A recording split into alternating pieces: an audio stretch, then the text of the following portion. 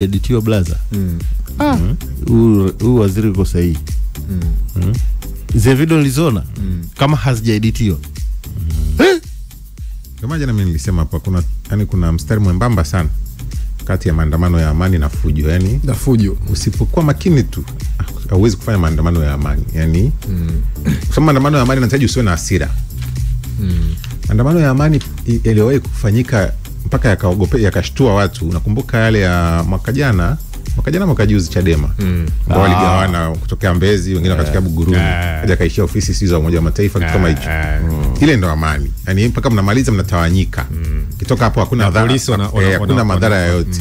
Sasa hayo ni machache sana kufanya, kwa sababu kwa mfano ya Kenya ni maandamano ambayo yalikuwa yana hisia za hasira. Yes. Yani unaadhimisha watu kufa, yani huwezi kuwa na furaha. Kwa lazima ukifika sehemu mtu akikera kidogo tu, lazima utaingia dukani kwake, utabeba vitu, utavunja duka, utavunja gari, ndio yanabadilika na kuwa sio ya amani. Kwa Kenya na waziri wa mambo ya ndani anasema bwana, lile ni jaribio la mapinduzi, sio maandamano. Na vijana ukiwasikiliza wa Kenya walikuwa wanaenda mbali zaidi kwamba wanataka rais ya step down. Kwa sababu wanahisi kabisa kwamba ndio maana anasema ni jaribio la mapinduzi, kwa sababu moja atakwa lao ni sasa. Ukiangalia hayo malengo yanabadilika sasa. Mwanzo ilikuwa ni kama ni kumbukizi ya kukumbuka wapendwa wao. Tukashuhudia juzi vifo vikafikia 8, utaona taarifa mbalimbali. Sawa. Sasa nafikiri imekuwa ni muendelezo maandamano ya kupinga sukari, maandamano ya kupinga bei ya unga, maandamano ya Odinga, lakini haya ni tofauti. Haya sasa hayana kiongozi. Uwezi kusema kiongozi ni huyo au ni yule. Watu wanajiorganize huko Instagram, TikTok na maandamano sasa. Ukiyatazama ya Kenya mtei, katika wafuatiliaji wa siasa wa hizi geopolitics, ukifanya tathmini katika nchi za Kiafrika, nayo yameleta hiyo dhana mpya ya namna gani mitandao ya kijamii kama imekuwa ni instrument of state power katika kuinfluence sera au hata kutishia usalama wa taifa. Ndio maana nchi nyingi sana katika nchi za Kiafrika zimekuwa zikiweza kudhibiti sasa hivi mitandao ya kijamii, kwa sababu imeonekana inaweza ikatumika kushawishi na hata kutishia usalama wa nchi. Sasa udhibiti wa serikali dhidi ya mitandao unaweza kuwa umuhimu wake. Sawa. Kwa sababu Mheshimiwa Rais Ruto amechaguliwa kikatiba, kachaguliwa mwaka 2022, atakiwa atoke mwaka 2027. Umeona? Sasa vile vile na ukitazama hayo maandamano nayo yanaenda kubadilisha taswira na siasa za Kenya. Ndio hili kuuliza, kwa mfano maandamano haya umuoni nani Odinga ambaye ni mpinzani wa siasa za Kenya, umri wake miaka 83 sasa hivi. Okay, kuna fakta ya uchaguzi mwaka 2027. Odinga ni fakta. Chama cha ODM Kenya Kwanza na Azimio wa madarakani. Kosa kimsingi ni kwamba siasa za Kenya zitabadilika sana kutokea maandamano hata uchaguzi mkuu mwaka 2027. Haya bana, hiyo ni miongoni mwa taarifa ambayo kwa Afrika Mashariki imeendelea kuzungumzwa. Kwa mujibu wa mashirika mbalimbali ya kimataifa, mpaka jana walikuwa wakisema ni 16. Imepanda sana watu 8 wengine. Hakuna taarifa inayotolewa rasmi na serikali hivi au lakini mashirika ambayo yako pale yanatoa taarifa kwamba kuna vifo na wanasema ni 16. Sasa bana, taarifa nyingine ambayo ipo kipita huko kwenye magazeti, ukikatiza pale Mwananchi unakwambia wajumbe CCM wamegeuka lulu. Saizi ni shikamo mjumbe. Mjumbe upo za siku nyingi. Unaendelea vizuri. Unajua kuna namna mwanadamu akizidiwa na jambo fulani analizidisha. Kwa mfano kwenye mapenzi. Sawa? Unaweza kuwa unaongea na mpenzi wako huku mguu mmoja umeweka ukutani, kama uko kwenye pembe ya kitanda. Pale kwenye pembe ya kitanda pale kwenye ukuta kuna kama V. Yani ukuta wa huku na ukuta uliokunja kama L. Kwa mguu mmoja umeweka huku, mwingine umeweka kwa flaba, umeshikilia fagio hivi juu, afu ile fagio unashika kwenye dari la paa. Unaweza kumwambia mpenzi wako, hivi baby, unajua mamangu ni mwanamke. Yani ukizidiwa na jambo fulani unaweza ukazidisha. Mapenzi yale yamekuingia sasa katika kila eneo. Sasa katika eneo la wajumbe hapa, wanasiasa nao kuna kazi wanayo. Ndugu yangu, hivi unajua wewe ni mtu wa muhimu sana. Tena nasema wajumbe hawaamini kabisa. Wajumbe si wasikilizaji wewe. Tupo pamoja mkuu. Wananchi wanakubali sana. Unajua kuona wananchi wanakubali. Unajua hivi hapo. Wajumbe wako kama mashemeji wa kiume. Kama ndoa kesho kutwa tu. Sema shemeji, jamaa huwa anakutaja. Yaani ukitoka hapa jamaa anakutaja sana. Ndio wajumbe hao. Dada zetu wanapigwa spana sana. Sasa wajumbe wamegeuka lulu, watiania wanawasaka kila tawi, vikao vya usiku vinaendelea licha ya katazo la CCM. Mbinu zinazotumika zimetajwa, baadhi ya wajumbe wanadai wanazungumza, kipenga kimepulizwa rasmi kuanzia kesho. Sasa wakati wa wajumbe wana hizo mbinu, wamebwinu mbuni. Sawa? Taarifa zingine zinasema unapokwenda kuchukua fomu CCM hakuna msafara. Na fomu 500 ya ubunge ya 500 50 udiwani kama kuna mwamba mmoja ametunga group, sijui na nyenye ni wape linki kwa ajili ya changia. Yani kwanza alivyoanzisha unajua mimi ukinitumia linki ya WhatsApp ukitaka kuniadi na inakuuliza bwana huyu mtu unahitaji permission. Kwa sasa mimi kabla sijana nilivyoangalia na ninavyomfahamu nikajua labda anataka kuoa tumchangie. Sasa mimi cha kwanza nilichomwambia, mimi kiona mtu anaoa cha kwanza wana jinadi kazi yangu na leo bwana naomba kazi ya MC. Mimi nitakuwa MC hapo. Sasa mimi kaambia bwana naomba MC, hakunijibu. Kasema hii kamati nisije nikakosa dili. Si nikaingia kwenye linki. Bwana mchangia akagombee. Ani mtungia ile fomu. Ya fomu ya ubunge. Lakini hiyo wakati mwingine mbona guna mjomba. Wakati mwingine hiyo unajua ni unajua kuna mtu kwa kweli, kuna mtu ana uwezo kabisa. Ndio maana nimesema wakati mwingine hii michango kwa mfano kama wewe anavyotaka labda kama ana uwezo lakini anataka awaunganishe wananchi wake. Unajua mwananchi akishatoa 2000 yake kwa ajili ya wewe kuchukua fomu, automatically hiyo ni kura yako. Yaani hawezi kuacha kupigia kura sababu alitoa, alichangia, alishiriki, wewe alikuwa sehemu ya mchakato. Unaweza ukashangaa ukaona chama cha siasa ambacho kina kila kitu na hela kinacho, lakini kinachangisha 2000 au bukubuku. Lengo nini? Ile kuunganisha ile zile hisia za wanachama. Yaani si kama na mimi ni miongoni mwa watu ambao hela yangu iko pale. Inawezekana ndio hivyo.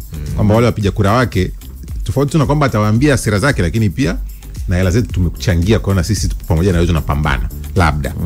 Ni kama ni kweli hana hela ya fomu anataka wamchangie, labda kaona ana uwezo wa kuongoza, lakini ndio hivyo. Lakini kwa hali jinsi ilivyo, nafikiri mwaka huu tunaweza tukapata wagombea wengi zaidi. Nimeangalia kwenye mitandao huko. Hizi nia sasa hivi kuna mwamko mkubwa wa vijana kwa mfano. Kuna mwamko mkubwa wa wanasiasa ambao walikuwa benchi. Kuna mwamko mkubwa wa wanasiasa ambao walikuwa kipindi chao cha kwanza watamani kurudi. Kuna mwamko mkubwa wa wanasiasa ambao hawakushinda ubunge mwaka 2020. Kwa hiyo ukitazama idadi ya wagombea inaweza ikawa ni kubwa zaidi na ikavutia sasa. Na faida ya kuwa na wagombea wengi nafikiri katika dhana ya ushindani sasa. Kwa sababu chama kama chama kwa mfano mkiwa kwa mfano nafasi moja mna wabunge kwa mfano 100 wanataka jimbo.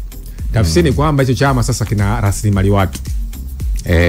Hiyo ndio faida moja yake kubwa sana kwamba chama kimeandaa viongozi, kimeandaa watu na kina watu ambao wanahisi wanatosha kushika hii nafasi. Sasa dhana ya ushindani inakuwa imebukia hapo. Kwa maana ile dhana ya mfumo wa kidemokrasia kule ndani ya chama imekuwa imetekelezwa. Sasa tafiti zinasema kwamba sehemu ambapo wajumbe walimtaka mtu wao, sehemu hiyo watu walishinda kirahisi zaidi. Kwa sababu tunajua ule mchakato tangia chini, huyu ni mtei wa kwetu. Si ndio? Huyu tunamtaka sisi wa kwetu. Sawa? Na kama unakumbuka Chama cha Mapinduzi ile hoja ya Chama cha Mapinduzi kwa mfano mwaka 2015 walipoteza majiji mengi sana ya uchaguzi. Sawa? Sasa kama chama nacho kilijiuliza kwa nini tumepoteza? Kwa moja ya sababu ambayo ilitajwa ni watu kuletwa ambao walikuwa sio sehemu ya wajumbe. Kwa sasa katika sasa hivi kutazama ambao wajumbe nao wamekuwa ni rulu, namna gani sasa wajumbe hao sasa wanamtaka mtu wao ambao sisi tunamhitaji. Sawa bwana, kazi ya wajumbe hiyo. Asante Steven Kudaka kutoka anasema Chauma hata ubunge hawapati. Haya, maoni yako. Usiombe njaa wenzako. Huyu anasema Godfrey Ngumba, ukweli tukizoea Chauma tulikizoea Chauma kama kibonzo gazetini. Kwenye runinga hakuna gazeti lililokosa kibonzo. Safari hii uchaguzi wa 2015 vibonzo vimeongezeka. Anaandika Mwalimu Kennedy pia nimekuona kupitia ukurasa wetu wa YouTube, unasema mkazi wa Kagongo Kahama huko. Anasema naona siku hizi wazee wa ubwabwa wanazunguka na chopa. Haya, Juma Semindu wa Yombo Vituka pia anatufuatilia. Anasema namtakia heri Mheshimiwa Rais katika shughuli ya uvunjaji wa bunge. Sawa bana. Haya.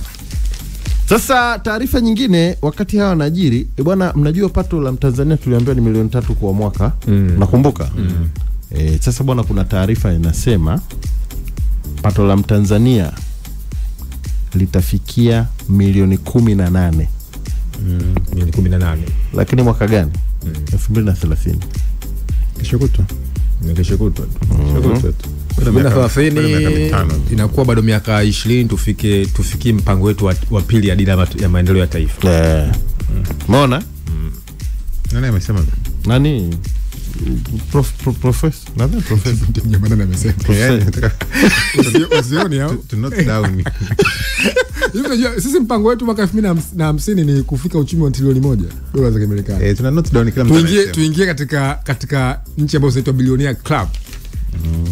Sasa serikali imewasilisha bungeni dira ya taifa ya maendeleo mwaka 2050 ambayo pamoja na mambo mengine inataka pato la kila Mtanzania lifike wastani wa shilingi milioni 18. Ni mipango kumbe. Kutoka milioni 3. Kumbe nao si ni mpango, yani mpango wa kufanikisha hilo.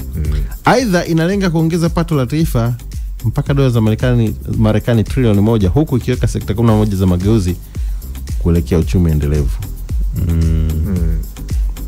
Itafanikiwa. Hivi ili ufanikiwe lazima baadhi ya mambo yabadilike. Watu wachape kazi sana. Sana. Viwanda vya kutosha. Watu wachape kazi sana. Kuna mtu mmoja anasemaga uaga nasifia sana maandiko yetu kuliko matendo yetu. Ukiangalia kilimo maandiko yetu ya kilimo tunaandika vizuri sana. Kuna nchi hawaandiki vitu. Wanafanya vitu. Sisi tuna faida ya kuandika vitu lakini bado hatujafika kwenye kuvifanya sana. Ukiangalia majarida ya kilimo cha umwagiliaji. Hii nchi unga ungeuzwa shilingi 200. Ukiangalia maandiko ya uvuvi. Yaani uvuvi tu Tanzania hapa ni uvuvi peke yake unaweza kuendeshea nchi. Maandiko yake.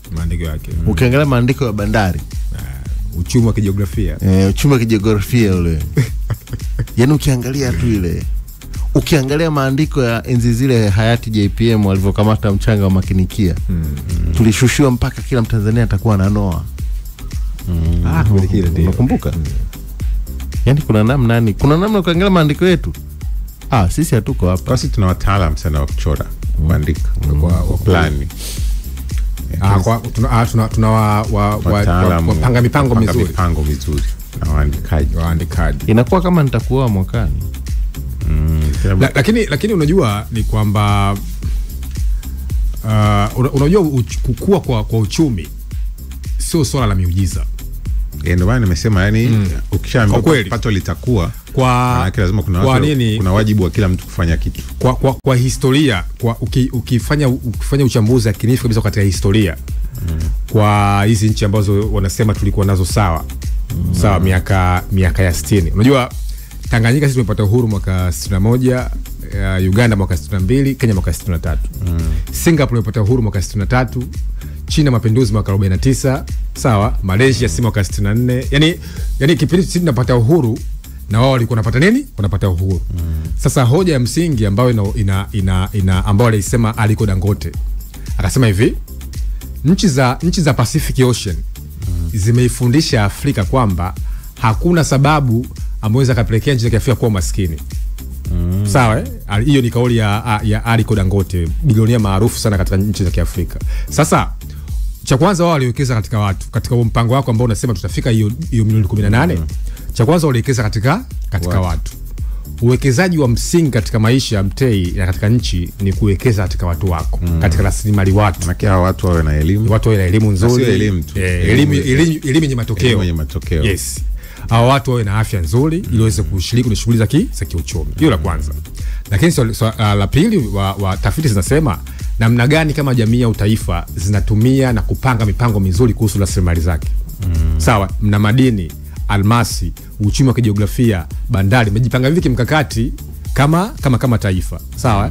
Lakini la tatu ni kuwa na mipango ya muda mrefu na ambayo inakuwa ni realistic, yani ambayo inauhalisia. Sawa? Lakini ya 4, namna gani sasa kama taifa mnatumia diplomasia ya uchumi? Sawa? Sasa kwa case study za hizo nchi za Japani, Singapore, China, India, Malaysia, Thailand, sawa? Wao wamefanya vizuri zaidi katika hiyo dhana ambayo alisema Dangote. Sasa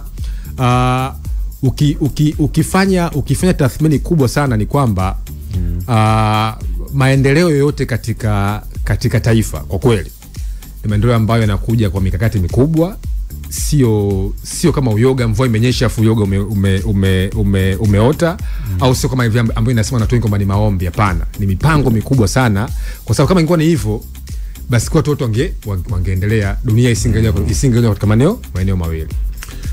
Haya bana, hizo ni mipango, na ndio maana nimesema kila mtu pia tusifikirie kwamba tutekelezwa na serikali. Kila mtu pia ana wajibu wa hapo ulipo. Fanya jambo, kama unachapa kazi chapa ili tufikie huko. Bali nimeona pia kimataifa mchungu Iran anatangaza kifo cha kamanda mkuu wa jeshi. Bwana Ali Shadman. Anasema ameuawa. Shirika la habari la Fars limeripoti kuwa Ali Shadman, mkuu wa kituo cha utoaji amri cha makao makuu ya kijeshi ya Qatam Al-Arabia ya Iran, alifariki kutokana na majeraha aliyoyapata wakati wa makabiliano ya kijeshi na Israel. Yes, na huko duniani sasa hivi ukiacha mzozo wa Iran na Israeli, ilikuwa ni hoja ya kiongozi wao yule wa Iran, Ayatollah Ali Khamenei, kwamba je, mbona kama yupo kwenye maandaki amejificha? Lakini jana ametoa tamko mwenyewe. Na hoja kubwa sana sasa hivi kwenye siasa za Marekani ni je, Marekani wamefanikiwa kweli kuharibu vile vinu vya nyuklia? Haya, wenyewe wanasema Iran yenyewe wanadai walijiandaa mapema, kwa hiyo walivisogeza mapema. Walivisogeza, walitoa maeneo muhimu ya kimkakati, waliamisha. Sasa utaona Trump sasa hivi upo kwenye hali hiyo sintofahamu kubwa sana.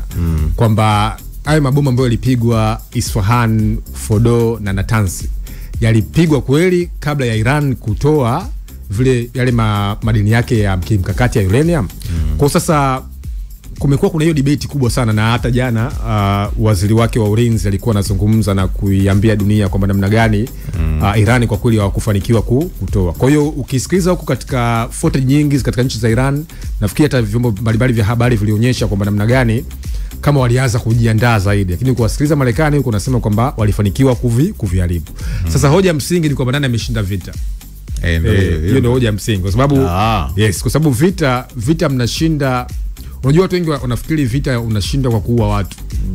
Vita unashinda kwa kutimiza malengo. Yaani kwa mfano Urusi anapigana vita na Ukraine. Yaani au pimi kwa kushinda vita ya Ukraine idadi ya namba waliokuwa watu wangapi? Hapana. Yaani malengo yako yalikupeleka vitani ni yapi? Hiyo ndio ya msingi kuna strategy. Wewe kwa mfano kama chama ulitaka kuingia kwenye uchaguzi for instance. Ulikuwa na mipango gani kama chama? Umeitimiza? Sasa ukitimiza maana umefikia ule mkakati wako. Sasa hata kwenye vita napo unashinda vita kwa kutimiza nini? Malengo. Malengo ya Iran yalikuwa ya kufikia 80% ya kurutubisha mabomu ya nyuklia. Sawa? Malengo ya Ukraine ni kutokuingia NATO. Sasa je, Ukraine ameingia NATO? Hajaingia NATO. Je, vikosi vya kimkakati vya NATO vipo katika nchi ya Ukraine? Havipo. Kwa hiyo Urusi tunasema ameshinda vita. Kwa sasa vita unashinda kutimiza nini? Malengo. Sio katika kuua watu. Umeua watu wangapi? Sawa bwana. Haya ni ya kimataifa, na sisi tunazidi kufuatilia kuona kama nani itaishia wapi, lakini mapigano yamesitishwa. Kwa mujibu wa Trump yamesitishwa. Lakini kule Iran bana kuna ubabe fulani vinaendelea. Yaani unajua sasa umeshawahi kuishi nyumba fulani hivi ya wanandoa fulani hivi, nyumba ya kupanga. Kwenye nyumba ya kupanga kubwa lazima kuna chumba fulani cha wanandoa fulani unapiganaga sana. Na kile aziishi.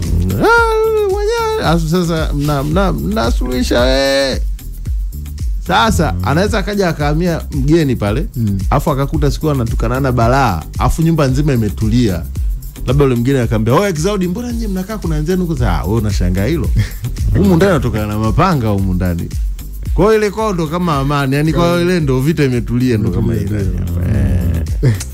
Haya bwana, kwa magazeti kuna jambo tu lipo bwana. Wafanyabiashara wa nyama wameonywa kuibia wateja. Hii ngoma iko kule Tanga. Wakala wa vipimo WMA Tanga wamepata malalamiko mengi sana bwana. Tukienda kununua nyama, ukienda kununua kilo hivi, ukirudi nayo home theluthi haipo. Kweli. Sasa hapa dai kija hiyo wanakamata watu. Yani sijui nini kinatumika kwenye nyama nasikia ninavyosikia, lakini mimi sio mtaalamu wa nyama. Hakuna kitu wafanya biashara wa nyama wanachekelea kama akisha kupimia nyama ya ng'ombe alitoka kuchinjwa sasa hivi. Anafurahia sasa. Kwake ni faida nzito sana ile. Ile ni nzito. Sasa ikati unavyotembea nayo barabarani kuelekea kwako inanyauka. Umesha kuagizia nyama kwenye eneo la yasi hapo yanafurahia nini? Kwa sababu si ule uzito kwake ni hewa. Kwa hiyo atakuwekea kiwango ambacho akikidhi kwa wakati ule. Lakini nyama, kwa sababu pale inasemekana hata kwa wataalamu wa nyama wanakuambia ili ule nyama iwe imekaa walau ya jana. Kwa sababu kila nyama aliyochinja sasa hivi unakula msuli. Au nyama ni ile imeshakamua damu zote, ile ndo nyama. Sio ya kula hapo hapo. Sio kuchinjwa hapo hapo na maanisha. Sio kuchinjwa kwa mujibu wa wataalamu, lakini ndio maana wengine anachinja anaweka kwanza na banika kwanza. Inatoka kabisa yote inakauka, ndo anaanza kuiandaa kwa ajili ya kula. Lakini bado hiyo exaudi haiondoi mtazamo kwamba kwa asilimia karibia 100 inchi tunaishi kwa kuibiana. Kweli tunaishi kuibiana hapa Bongo. Hivi unajua yote yule utakaye muajiri, yani cha kwanza atakachowaza mtapataje hela nje ya mshahara, ili duka mimi nitakuibiaje? Kwa kiasi anaanza hapo tumehalalisha, tumehalalisha fulani hivi. Huo mtazamo msee kama ukienda mbali si hatari. Kwa unasikia bwana, nitafutie kijana kuuza duka langu. Nitafutia kijana mshahara shilingi ngapi? Mfano atakiambiwa 100,000 kwa mwezi. Na marupurupu mengine huo ndio wizi. Anazungumzia na napataje hela nyingine hapo dukani nje ya huo mshahara, maana yake akuibie. Yaani ukishalalisha kama ni kitu cha kaida kuibiana. Ukifanya utafiti njoo kwenye viwanda hivi viko hapa Tanzania, sijui vya nondo, sijui vya misumari nini. Naenda kwa wale vibarua. Angalia pesa analipo kwa siku. Aza kalipa shilingi 5,000 ama shilingi 6,000. Lakini yupo anaishi kila kitu. Nenda kwake. Ana vyumba viwili, kimoja cha watoto, kingine na mke wake, kapanga fresh. Ana TV fulani kama tulia pale na kasabufa kama Mchina. Ukikalkuleti kawaida kabisa. Yani haikuingia akilini. Ale swali langu msingi kama hivi sasa watu wanaishije? Yani maisha naenda fresh. Unasema anaiba. Wako nasema yani sisi wenyewe kwanza tunaanza kuibiana.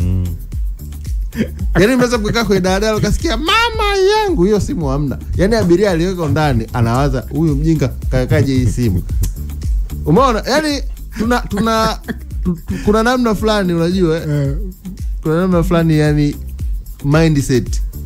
Kwanza mpaka ida sababu umepata nafasi, mtu anaamini ni fursa. Kupata nafasi fulani sasa huo mshahara unakuwa sio issue kwake yani. Sio issue. Sasa kuibia ndo kitu cha msingi. Kama hiyo ofisi ina njia za kuokota. Ndo anapenda ofisi kama hizo. Wako watu namna hiyo. Uje kuona watu anafanya kazi ofisi labda analipwa 200,000. Lakini ukifuatilia maisha anayoishi anasa ni kubwa sana. Lakini anafanya kazi hiyo moja hapo ofisini. Maana yake hapo ofisini kuna upenyo wa yeye kuiba.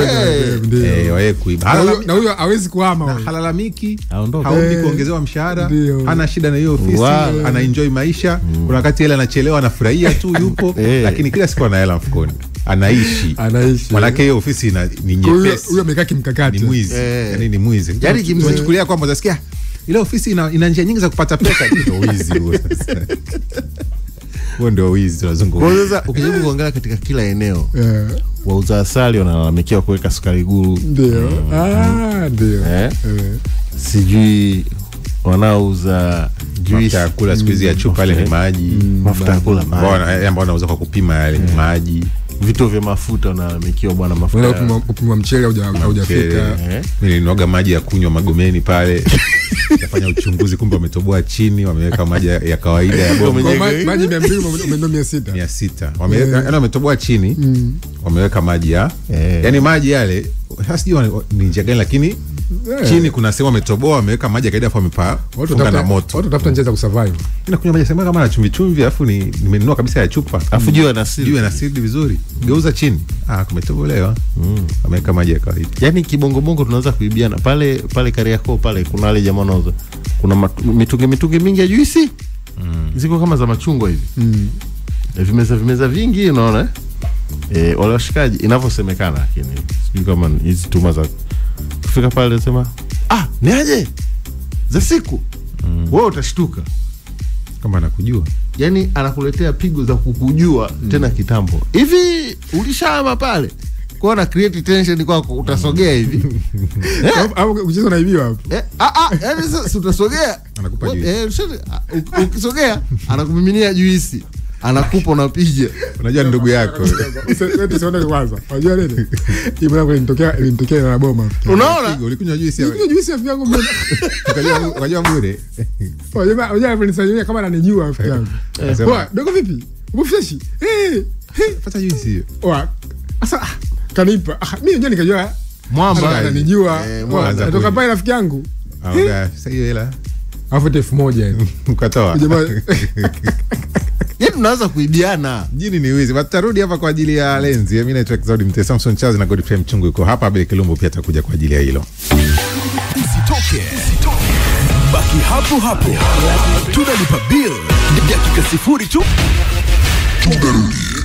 90.1 East Africa Radio Bukoba. East Africa Radio. Together tunawakilisha. This is East Africa Radio. Play only the best music. Hawa jamaa wamefika ngoja. 88.1 Dar es Salaam.